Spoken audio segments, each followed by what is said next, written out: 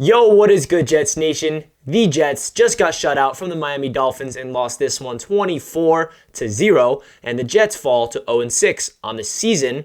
Wow, what a terrible game from the New York Jets. I don't know what else the ownership needs to see in order to fire Adam Gase, but it is beyond terrible. Is there a word worse than terrible? Atrocious. Wow, the Jets look so bad.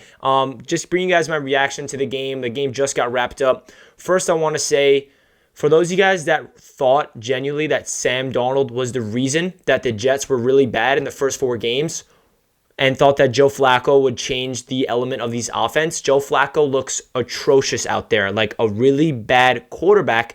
And I'm not saying Sam Darnold looked great at all, but this offense looks worse under Joe Flacco. Way, way, way worse. The overall conception of the offensive line is not helping out Joe Flacco. Obviously, the wide receivers are getting healthier around Joe Flacco. Brashad Perriman's back. James Crowder is back and playing well. So, you got to give Joe Flacco the same excuses that Darnold had when he was playing, the coaching and all that stuff. Good. But Joe Flacco just threw the ball away too much. He took way too much sacks, and he just looked really bad. But beyond Joe Flacco, the defense was not playing well.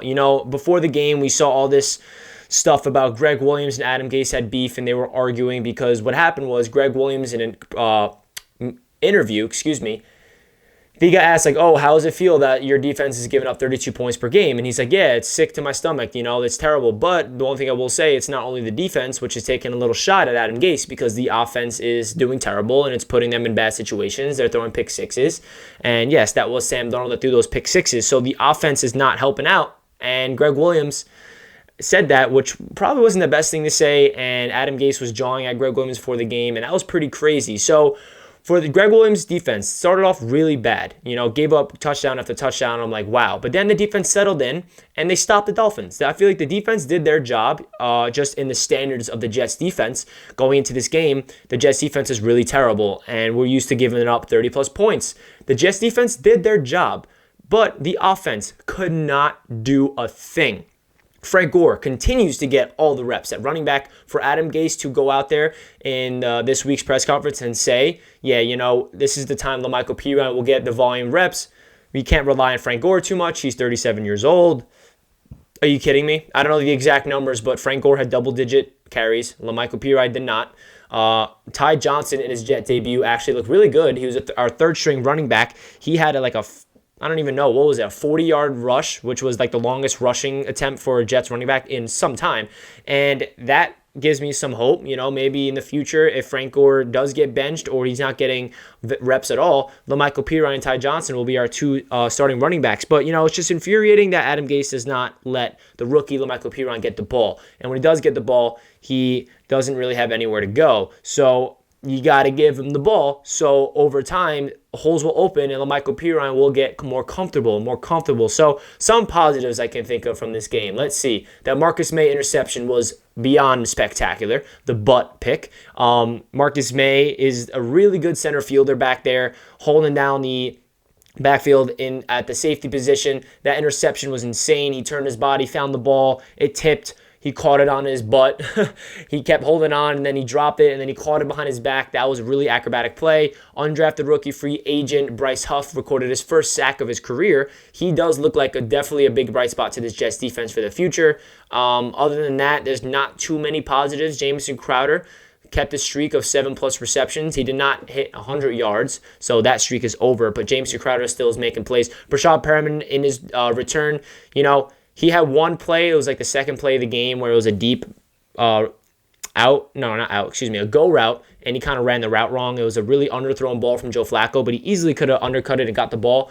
But Brashad Perriman, overall, he looked good out there in his return from injury. I think that Brashad Perriman will be thriving if he was not under Adam Gase and he had an actual coach and Sam Darnold was out there. I think Brashad Perriman is talented, and I think that if we are starting to get healthy, hopefully by next week, we'll have Sam Darnold, Mekhi Becton, and Denzel Mims. That's going to open up this offense, and let's hope that it's an interim head coach instead of Adam Gase, because that would give me as a Jets fan some life and some motivation to watch these games, because it's really hard to find a reason to get excited for these Jets games with Joe Flacco and Frank Gore it's really hard to find the good in it. But, that's really my reaction. There's really not much to say. The Jets got shut out by the Miami Dolphins. It's a disgrace. We are tanking for Trevor Lawrence, and it couldn't be more obvious. What I said earlier in this video when, I genuinely do not think that Sam Darnold is the problem.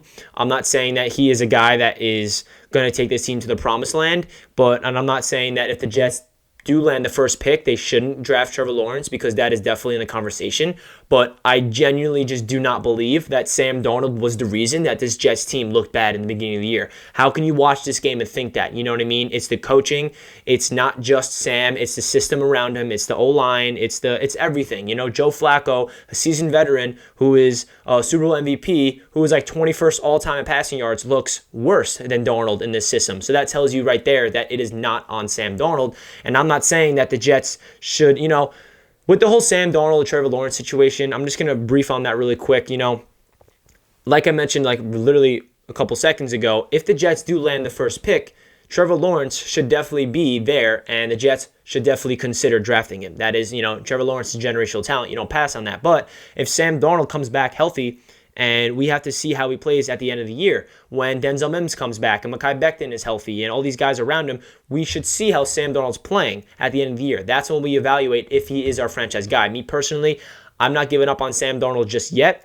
If Sam Darnold comes out there and he wins us some games and we don't land the first pick and we can't get Trevor Lawrence, then that answers your question. So for Darnold to come back, he's kind of playing for his job. He's like, if I keep losing and if I don't come back and start winning football games, then, my time's over in New York. I really feel like it's going to be hard for his time in New York to be saved. I think that this Jets team is not built to let Sam Darnold's career get revived. I do think it's over for Sam Darnold, as much as it breaks my heart. It is the truth, and I'm slowly realizing the truth that Sam Darnold has been failed from the New York Jets. I genuinely don't think that he's going to be able to survive in the circumstances, but we will see. Only time will tell. That really does it for my reaction to this game. There's really not that much I can say other than Adam Gase needs to go. Greg Williams, his defense did not look that great at all, but he did make some plays. Brian Poole had a pick, but, Basham had a sack.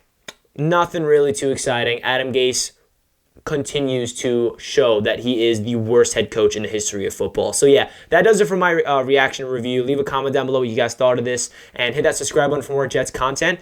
And let's hope that these guys can get healthy by next week. Hopefully Darnold and Mekhi and Denzel Mims. Hopefully those three guys are ready by next week, because that will give me personally some hope to watch. That does it for this video. Let's go Jets. I'll catch you guys in my next one. Peace.